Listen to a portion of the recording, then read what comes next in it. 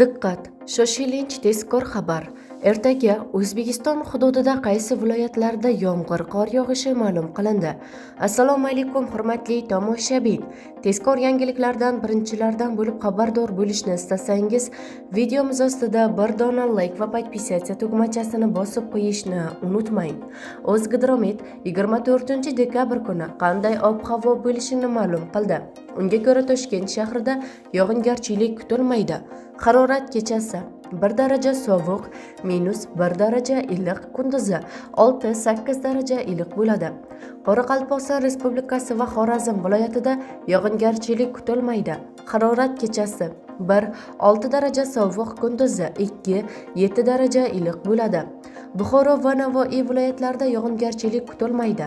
Harorat kechasi 3 daraja sovuq, -2 daraja iliq, kunduzi 7-12 daraja iliq bo'ladi. Toshkent, Sirdaryo, Samarqand, Jizzax viloyatlarida yog'ingarchilik kutilmaydi. Harorat kechasi 3 daraja sovuq, -2 daraja iliq, ba'zi joylarda 5-7 daraja sovuqqacha, kunduzi 5-10 daraja iliq bo'ladi. Qashqadaryo va Surxondaryo viloyatlarida esa yog'ingarchilik kutilmaydi. Harorat kechasi 2 daraja sovuq, -3 daraja iliq, kunduzi 7-12 daraja iliq bo'ladi. Andijon, Namangan, Farg'ona viloyatlarida yog'ingarchilik kutilmaydi. Harorat kechasi 2 daraja sovuq, -3 daraja iliq, kunduzi 3-8 daraja iliq bo'ladi.